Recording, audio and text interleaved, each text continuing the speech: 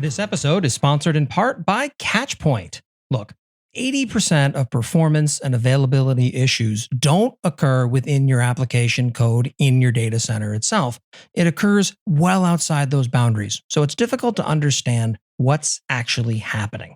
What Catchpoint does is makes it easier for enterprises to detect, identify, and of course, validate how reachable their application is, and of course, how happy their users are. It helps you get visibility into reachability, availability, performance, reliability, and of course, absorbency, because we'll throw that one in too. And it's used by a bunch of interesting companies you may have heard of, like, Google, Verizon, Oracle, but don't hold that against them, and many more. To learn more, visit www.catchpoint.com and tell them Corey sent you. Wait for the wince. Hello, and welcome to AWS Morning Brief. I am Pete Cheslock. Corey, while being back from his paternity leave, is still not here. We are having too much fun. And by we, I mean I'm joined again with Jesse DeRose. Hey, Jesse. Thanks as always for having me, Pete. It's so much fun to, again, chat with people outside of my little family unit that we've just decided not to give this back to Corey. And luckily, Corey has, like many other podcasts that he does, he was pretty happy to give it away. I feel like you should never talk about your children that way, but he's got a plethora at this point, so he's willing to kind of share the wealth.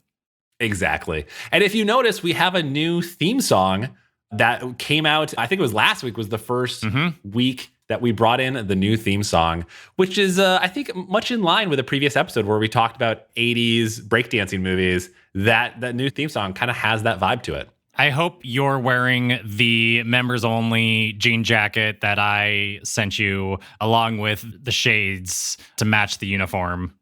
Yeah, I was born in the 80s, so, the 80s for me, I was very young. I'm kind of waiting for the 90s movies to come around again because I want to rock out my Jenko jeans and my wallet chain yes. and all that good stuff. I am ready. Exactly. Well, what do we talk about today? Well, earlier this week, AWS Storage Day 2020 happened on Tuesday. If you were a part of that, it was a free online event. As Amazon's called it, a full day online event, except it was only about 4 hours long. So kind of mailing it in on that one, huh? Can we start discussing that with our boss and say that, a full day of work is technically just 4 hours? Can we just start working with that going forward? Yeah, we'll just say it right now. So, hey, Corey, we're done for the day. Put in the old college 4.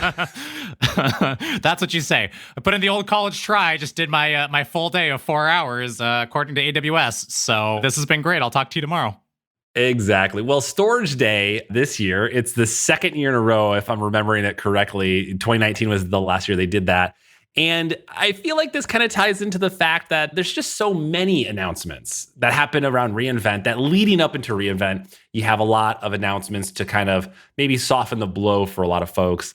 And Storage Day really is just this whole day, 4 hours worth of a whole day, talking about everything related to storage. And we're talking about things like S3, EBS, EFS, FSX, for the 5 huge enterprises that probably use FSX. Although if you actually do use FSX, I'd be curious to hear about how you like it and what you think of it, because we don't really hear a lot of people using it.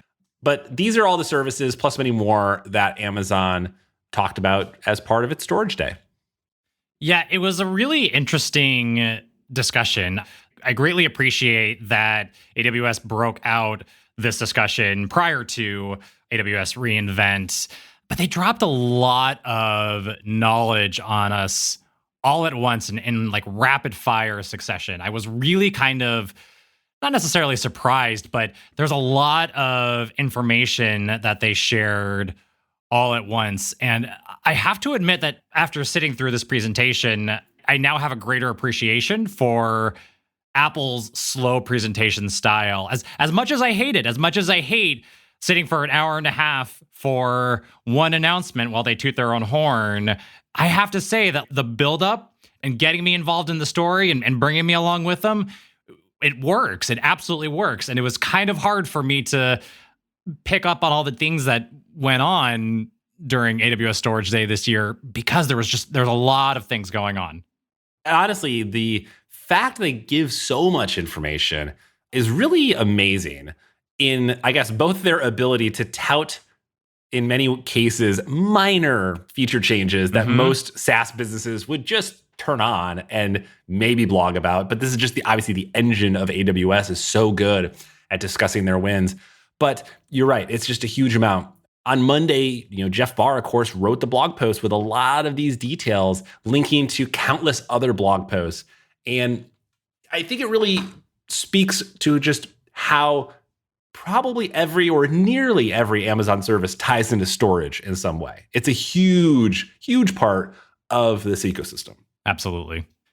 So, as you can imagine, there were so many new features that we're not even going to be able to cover them all throughout the course. But we did want to call out some of the big ones, or at least what we thought were the biggest ones, the most interesting new features, new product announcements that came out, and also just touch on some of the other things that we thought were pretty interesting as well. And yeah, there was a lot of fun stuff. I think the biggest one that was announced was the S3 intelligent tiering, which is a class storage tier within S3, adds additional levels of archive access. So if you imagine intelligent tiering, you have the automatic tiering of data from frequently accessed to infrequently accessed as things age out. They essentially automate that for you. So as things are not accessed, you just start automatically paying less for them. And anything automatic in a cost savings world is going to help you save money. If you don't have to think about it and it just does it for you, it's fantastic. Well, intelligent tiering added in these additional tiers, which they're glacier level tiers, right? They are additional places that your data can eventually move to as they start aging out based on a whole series of criteria.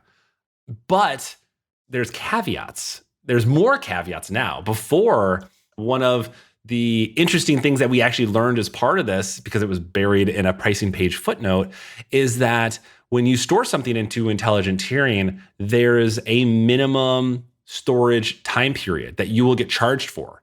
It's 1 month, it's 30 days. So you don't even want to use intelligent tiering if the life of your data is less than 30 days. Kind of makes sense if you think about it, because that's the point. You're not sure how long something might live for. Put it there. Intelligent tiering will kind of take care of it. But these new archive tiers add another piece of complexity, and that has to do with the speed at which you can recover that data, because these additional tiers, archive and deep archive tiers within intelligent tiering, are glacier class storage, which means you will eventually wait the same amount of time as you might wait for a glacier response. So can your application support waiting, what is it, Jesse, 6 hours, 12 hours, right, for a response? Yeah. It's something you have to keep in mind, that your app has to support that wait when you request that object. And you can expedite it. There's a charge for it. There's a charge for everything on Amazon, of course. But you have to really kind of plan a little bit more. It's not as plug and play. It's not as flip a switch and magic happens as maybe it felt like when we originally looked at intelligent tiering.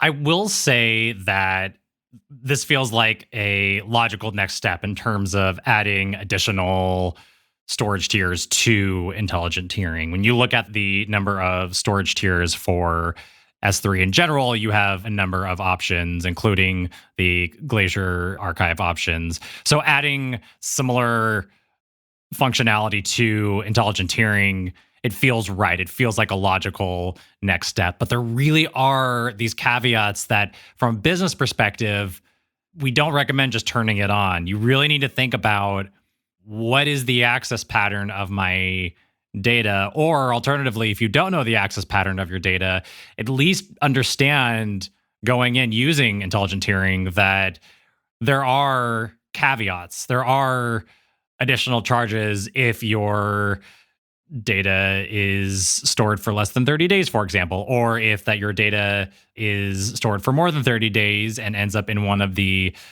archive tiers or infrequent access tiers and then needs to be restored, there are retrieval times associated with that. So there's a lot of really, really great features here for companies who are using S3 intelligent tiering and know their S3 data's access patterns.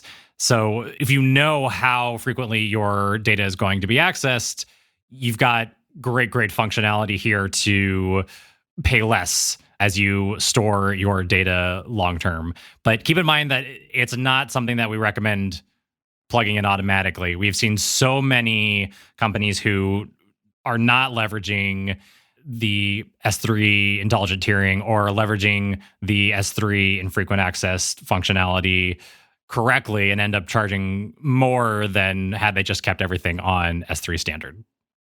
This episode is sponsored in part by Chaos Search. Now their name isn't in all caps, so they're definitely worth talking to.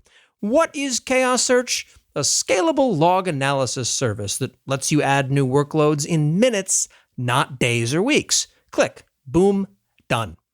Chaos Search is for you if you're trying to get a handle on processing multiple terabytes or more of log and event data per day at a disruptive price. One more thing for those of you who've been down this path to disappointment before, Chaos Search is a fully managed solution that isn't playing marketing games when they say fully managed. The data lives within your S3 buckets, and that's really all you have to care about. No managing of servers, but also no data movement.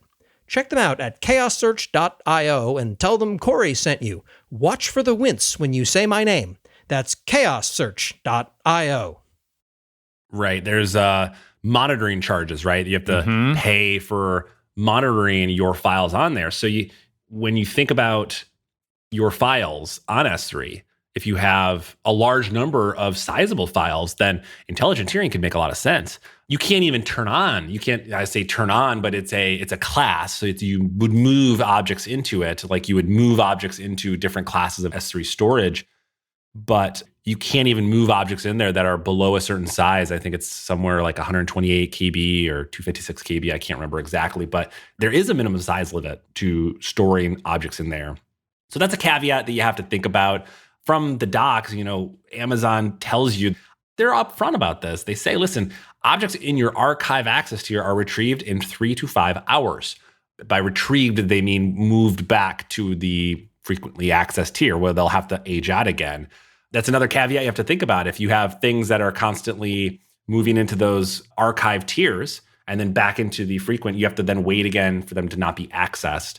Again, those little things, they're just caveats. The way a lot of people use S3, though, it's a dumping ground for data. This will probably save you money. And you can turn on some of the really great S3 analytics services within Amazon to start analyzing your S3 usage. Look at those reports and figure out the oldest age data, how frequently are things being accessed. All this stuff exists within Amazon. You can go and turn that on, and grown QuickSight, even has some default, like it's an endpoint, it's a data endpoint you can point QuickSight at to run some additional reports. So again, you can do a lot of this analysis just on your own. It's great. Of course, you can call me or Jesse and we'll help you do it as well if you don't have the time. But absolutely, we're happy to look at that stuff. There are some cool things though, and I want to talk about that because you can automatically pay less than $1 per terabyte per month when your objects go into that deep archive, when they haven't been accessed for 180 days or more. That is incredible. S3 standard, $23 a terabyte, I think, something like that, depending on volume, usage, everything else, and any sort of discounts that you might have. It's a lot, $20-something a terabyte. We're talking less than $1 per terabyte. Think about all of those documents that you have that just no one's accessed. That's pretty impressive that you can spend so little for that.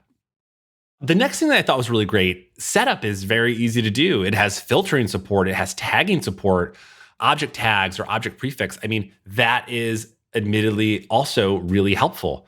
You don't have to have stuff in certain locations to tier it out. You could have your application essentially writing things into these certain areas to have them be part of these settings. So that's a really helpful feature that they add for you. And finally, I love the fact that you can actually define the number of days to set the aging out of this data.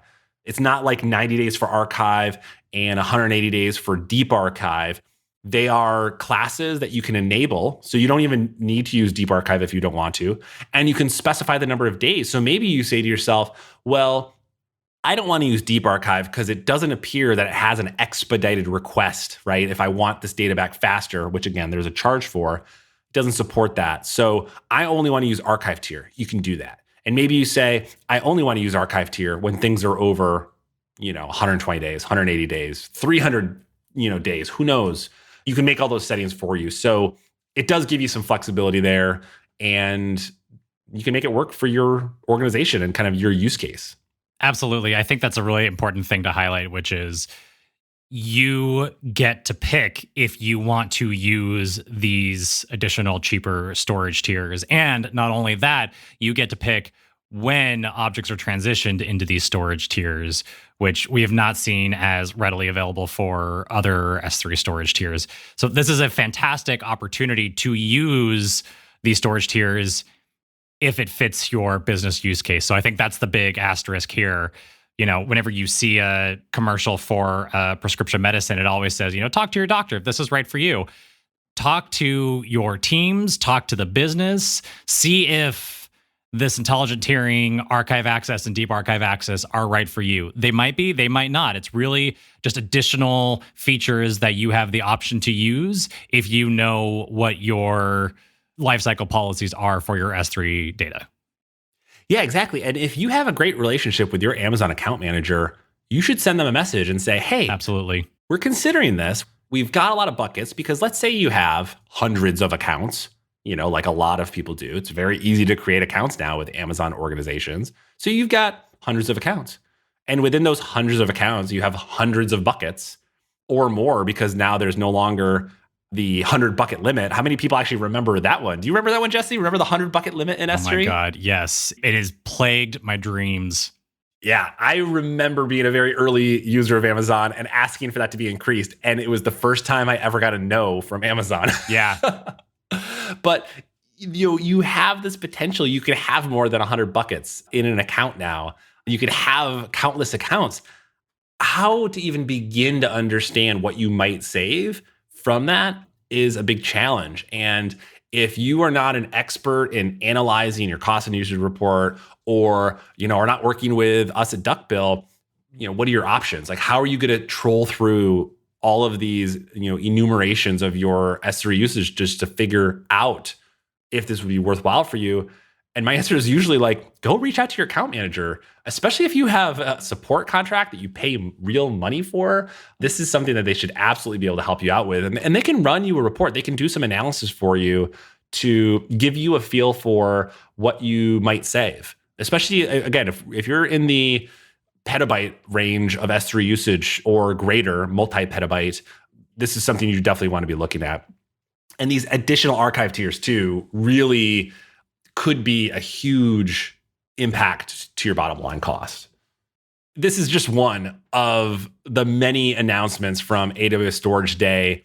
Like I said, it's really hard to fit this into one episode, so we're not going to do that. And we're actually going to split this into the next episode. So stay tuned for part 2 of TBD, probably just two of two, where we'll talk about some of the other really fantastic announcements from AWS Storage Day, more cool stuff with S3, some EBS changes, EFS, because that's still around. People are still using EFS, and a whole bunch of new features for FSX.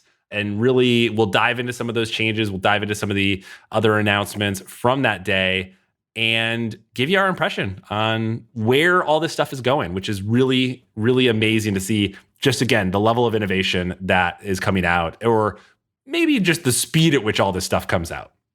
All right. Well, if you enjoyed this podcast, please go to lastweekinaws.com/review and give it a 5-star review on your podcast platform of choice. Whereas if you hated this podcast, please go to lastweekinaws.com/review and still give it a 5-star rating on your podcast platform of choice, and tell us how much you love using FSX, because you might be one of the, 2 or 3 people that are actually using it.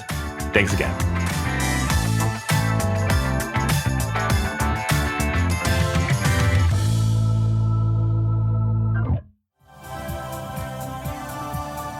This has been a Humble Pod production. Stay humble.